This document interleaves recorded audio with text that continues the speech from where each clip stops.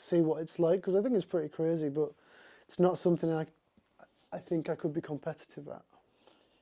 And then for next season, what races are you told to do any races, or is it up to you? I mean, is it part of your contract that you have to do the World Cups, the national champs, a Sea Otter, a Crankworks? How does it work? It's in my contract to do World Cups. Yeah, of course. World Cups. That's really World it. Champs. World Champs. And if you chose to do anything else, This year I went to Crankworks and I really enjoyed it, Yeah. so I'll definitely be going back to that. What would be your standout event there? The Gabonzo downhill. No. 14 minutes of pain. And... Yeah, they're winning that on trail bikes now, aren't they? Are they? So for me, I only did one event. It was Canadian Open, and the Canadian Open now is on. Well, not that the old track wasn't full on, but this track is like no messing. Like, I was actually like really mature when I was there. I didn't do lap after lap in the bike park. I was treating it like a proper race, because that track now you can't be messing around. You need to be fresh, and it's a brilliant track. Well, it does look amazing, doesn't it? Right, talking of tracks and racing, just pretend you're not Danny Hart, and I'm going to give you this list of the best race runs ever. I want you to tell me which one you think the average Joe, the trail rider out there, would go, that was outstanding. I've got 4 or 5 here for you to choose from. I think... Let me run through the list, right? 2002, Fort William, Chris Gavarak wins on flat pedals by 14 seconds. Right. Pretty epic run. Yeah. Next, this is in date order, 2007, Champrey, Sam Hill, 3rd place in the rain behind Matti Lehikoinen, who stopped him qualifying for 20 seconds, played it strategic when you could back then. Yeah. So he came down in the dry. Yeah. Sam Hill came down in Champrey style weather, tiddling down rain, and got 3rd place behind Steve P. So you got Kavarik, you got Sam Hill. This lad called Danny, you might have heard of him. Danny Hart, won at Champrey in the rain. Okay, it kind of rained for... Did it rain for everyone? I did rain for everyone, yeah. He won by 11.6 seconds. Potentially, I think I'm right in saying the biggest winning margin by a male rider. I think Nico back in the day had... Well, Chris Kavarik won by 14 seconds. Oh, no, about World Champs. I think... Nico maybe World Champs. For World Champs, right. That guy, that Danny Hart guy, he did all right then. Yeah. Aaron Gwynn, 2015, Leo Gang, chainless. Last man down he was, the hill. We saw what he did then. He won without the chain. On a DT Swiss EX471 alloy rim. I bet the carbon wouldn't have withstanded that. But that's down for the technicians out there. Oh, there's another one. 2017, Mountain Town, when Aaron Gwynn came down in the pouring rain. Oh, yeah. Another good one. Took a good few inside lines, didn't he? And it was tipping it down. What would you say, if you weren't Danny Hart, what would the punters say was the best? What would you say was the best run? So if you went to Bike Park Wales and asked somebody in the uplift line which was the best, I would say they would say my one. I think they would, because they probably wouldn't even know. Unless you're a core fan, I don't think many people really know about the others. I don't disagree. When you go to the trail centre, who would you say, if you took your one out, the 2011 Champrey win, what would you say was the most outstanding, most amazing run ever you've ever watched? But probably people haven't watched the Chris Kavarak one. I think this year Pierre run was insane in Val de Sol. Yeah. I'm going to struggle to give you one, but that was good. Then Leger, he was out of this world as well. And I think the Sam one in 2007 was... In the rain. Everyone... When that track was even way more gnarly than it was when I won in 2011. Was it really? Yeah. Why was it more gnarly then? I wasn't there, but it was brand new, wasn't it? There wasn't... I just see the videos on Earthed and stuff, and people couldn't get down. Yeah, everyone crashing. And then it pours rain. Yeah. And he crashes and... Did he crash? I think he did. He did crash. He did have on his right-hand side, he had mud on him, and he had crashed somewhere up there. Yeah. Okay. Interesting. I'm going to say I was there for your one, so I'm quite emotionally attached to that. That was pretty outstanding, especially the 11.6 seconds. I do like Chris Kovarik on the flat pedals at Fort William, 14 seconds up. Yeah, that's in a modern day, that's pretty out of this world. That would never happen now. But even Aaron Gwyn coming down with that tyre, without the chain, wobbling around. Well, even without the chain, but the tyre, when the tyre was flapping around, the fact that could have caught on a root or a rock and just thrown him out over the front, could have killed himself. I thought that was a pretty brave thing. Doing that without a chain in Leogang then was pretty impressive. Now, doing Leogang without a chain is not really as crazy because the average speed is much higher on the motorway. But then, like, there was a technical section coming into the motorway, I think. I wasn't there. Is that 2012? Aaron Gwyn, 2015 was chainless. I was there then. There you go. Here's a question. Flat pedals. When was the last time you raced on flat pedals? Never. Never? I come from BMX. When I was clipped in racing BMX, I've never done the flat pedal thing. Maybe one day, Danny, you'll see the light. Maybe one day. We'll have to pan around to your bike and just see what pedals are on it. I'm on the gravel bike. I'm clipped in. It's the only bike I clip in on. Listen, I'm asking the questions, not you. Here's another question, because we just spoke about you spoke about Anne-Marie Piron. I mentioned Chris Kovarik. You've got the likes of Giafferton, who were built like something off Men's Health magazine, ripped. Oh yeah, where's this going? Like Troy Brosnan. Do you know what I mean? You're not 7 foot tall, built like gorillas. You don't look like you're in the gym every day, and I always find it really interesting in downhill that it's not the biggest, strongest guy. No, that's what's quite fascinating. Like, there's a whole host of different body types can win the race. See, I always remember. I'll talk about Josh Bryson in Leithen, one of our races, and Steve Peake came up and went, "Is the timing right?" Because remember, Josh, probably like yourself, always wanted to be fastest time of the day. Right. And I was like, well, apparently it's right. The timing guy says it's right. And Warner was there, and Warner says, well Bryson only weighs like 10 stone wet through. Yeah. So he's braking a second later than us. We're braking back up the hill there. Yeah. Bryson was braking further down, so could go into the corner faster before he put his brakes on. What do you think? What do you think is the best shape and size? I don't know. Is there? I don't think there is, no, because like Troy won the final World Cup. Yeah. In Mont-Saint-Anne. Is he the same sort of size as you? Yeah, I think so. Yeah, but like where everybody over the years, I think before like me, Josh, Troy came through, oh, this is a big man's track, this is a big man's track. Yeah. And I have won at Mont-Saint-Anne. I've won, and I don't know really. I think over like back in the day, they were pretty much all big guys, like Steve, Kovarik, Cedric. They're all big lads, aren't they? So it has changed, like with science and the training, and I think like for me, like my optimum weight is around like 70 kilos. Yeah.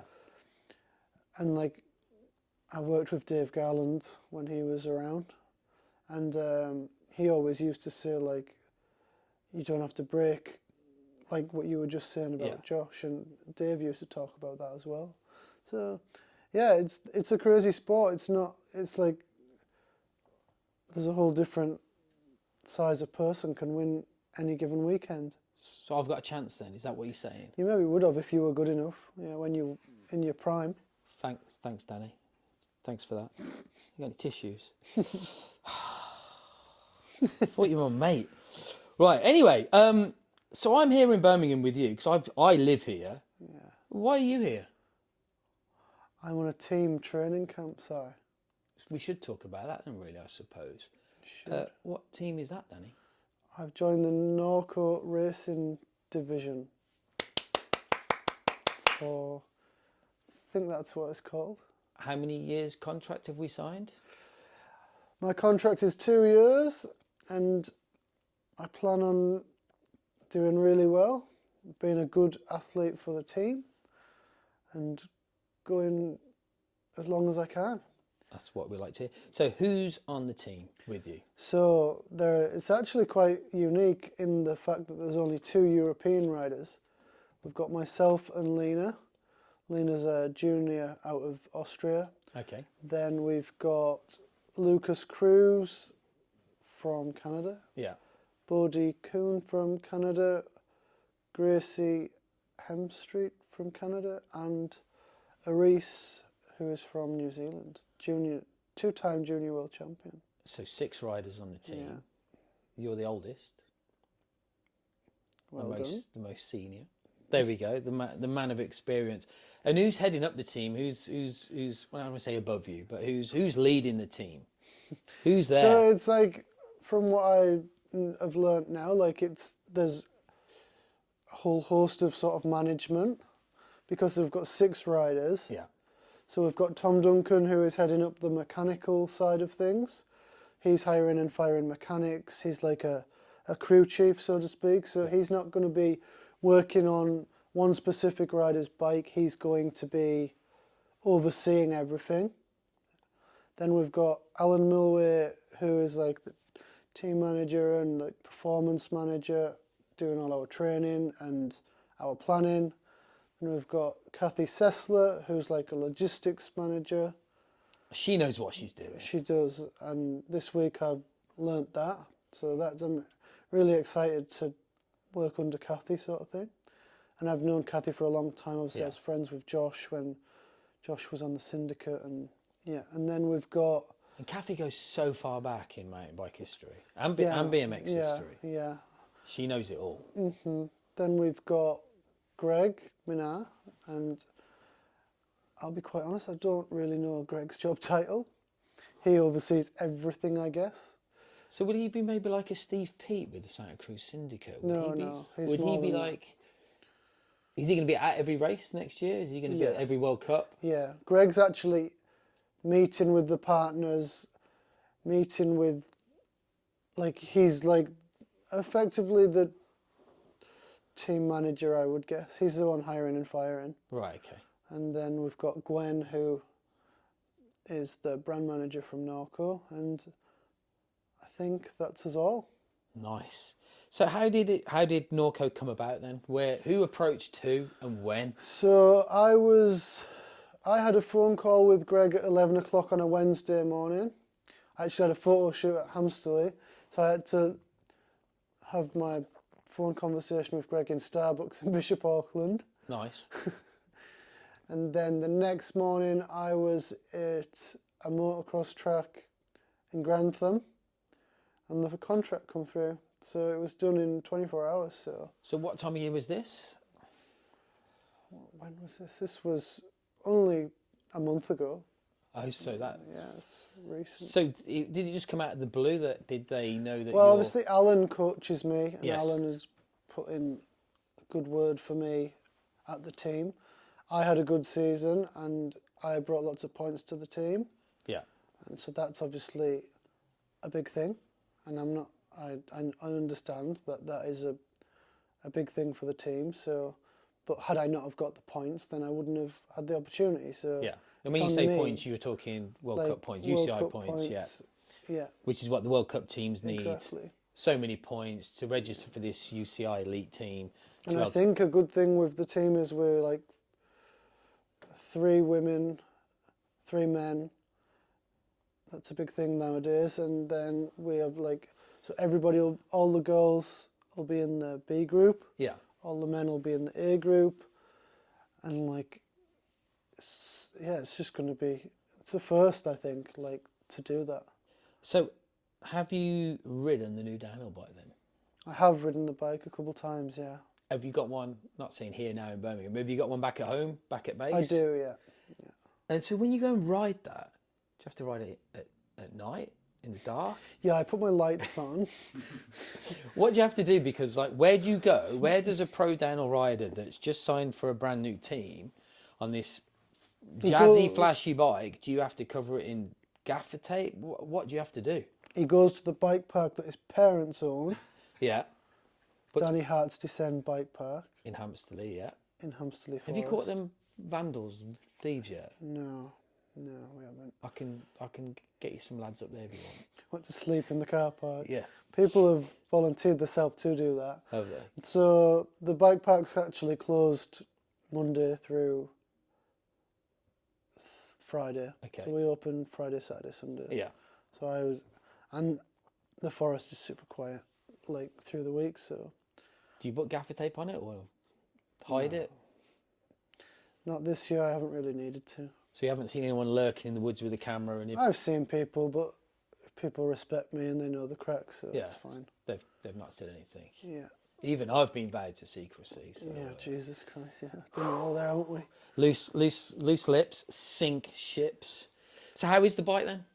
Bike's good, yeah. Like it was, it's different. It's a lot different, and Hamsterley's not the most aggressive, gnarly bike park, so it took a bit of setting up for riding there. I think we will change the bike a lot more from race to race. The bike is very adjustable. The engineers have done a fantastic job, and I'm coming into it in its second year of racing, so they've gone from potentially 6 settings here, and now they've whittled it down to 3 settings, so we're not gonna, so like I've missed the hard yards of testing, and now I've got less options, but they're the correct options. So yeah, I'm really excited. The engineers seem super on it, and it's going to be a good couple of years.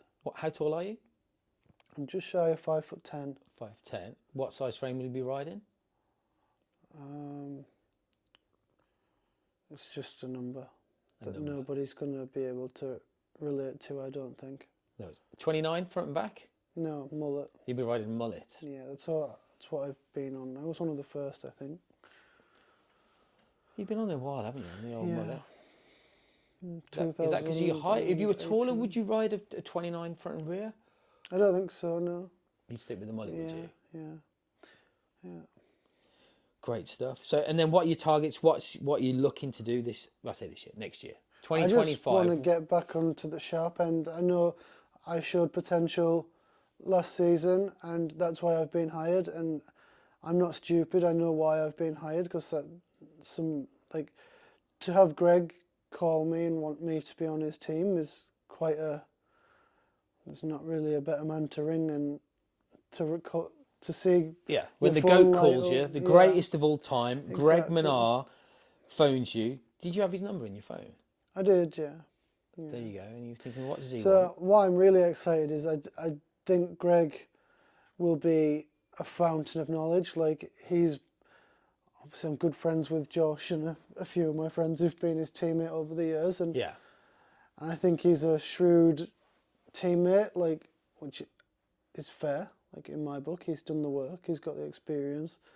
He potentially hasn't wanted to share that, but now being under him in a different way, the amount of knowledge that he has and the experience, I think he's going to be fantastic for our team. We've got such a young team as well. I think the sky's the limit, and we're shooting for the top, you know, like, there's a few teams in the pits that I think are a cut above the others. Yeah. And we want to join them and surpass them. And with the crew that we've got and the way it's looking and the planning and everything that's going into it, I don't see why we can't. We certainly seem to have the right people with Greg Menard, Duncan on the tools, Kathy Sesler on we'll say logistics, and Alan Milway making you do a load of press ups. Exactly, yeah.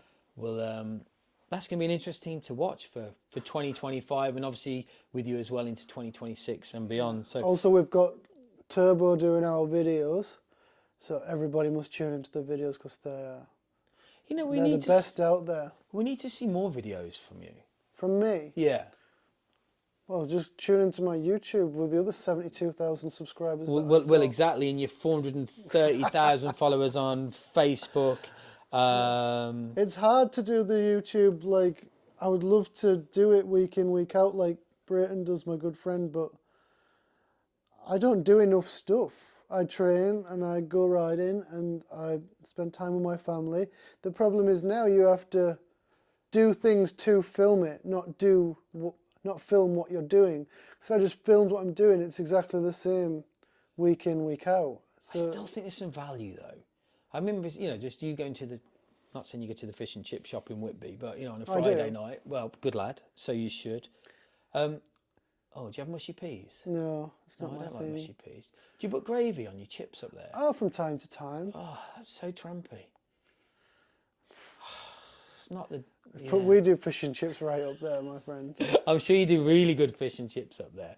But I think you should still do that. You doing some press ups, you going. That's more of an Instagram thing, isn't it? And yeah, maybe I should do more, but like this time of year, everything's on a bit of a down low, so it's like hard right now. So we are in a quiet time for social media, if you like, but come January, there'll be more stuff. I'd love to see some more content, and I'm sure the fans would as well. So, how old are you now? 33? 33 is age. You told me I was 33 yeah, at the top. What are you going to do when you're 40? I don't know.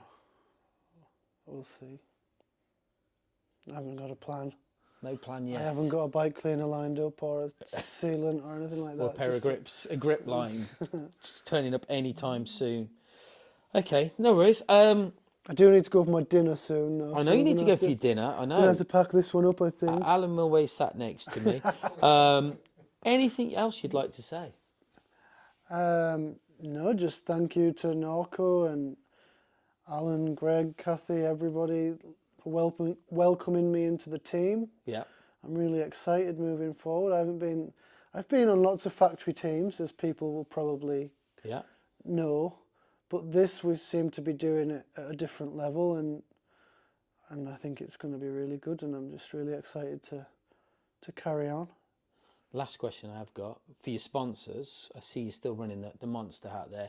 Are you bringing any new additional sponsors into the team for yourself, or you have to align with their tyres, their suspension, their pedals, or anything? How does it work?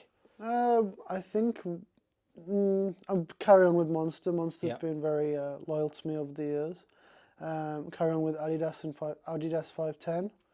They've been so good to me over the years. I've left and come back, and and that's it really. Great shoes, especially if you ride flat pedals as well, Danny. Yeah, nice for walking as well. Yeah.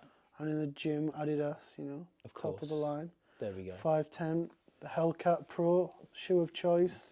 There you go. Yeah. When I clip on a mountain bike, that'll be the day my mum turns in her grave. Right, on that note, I just want to say thank you very much on behalf of Pink Bike. Great to have you. Everyone's really looking forward to seeing you on track, on the podiums in 2025 and beyond. Danny Hart, thank you. Thank you very much. And we'll Tune see you. into YouTube for the Norco Racing Division's video series. There we go. I'm sure that'll be on Pink My Bike. Instagram and all of that stuff. We'll get on it. And we, fingers crossed, we'll see you at the biggest party of the year, the Malverns Classic, August, Bank Holiday, with the kids, Balance Bike World Championships. Yeah, you will, maybe. And we'll get you on the lake ride. I can't swim. It's not that deep. You'll be all right. Cheers, Danny. Thank you.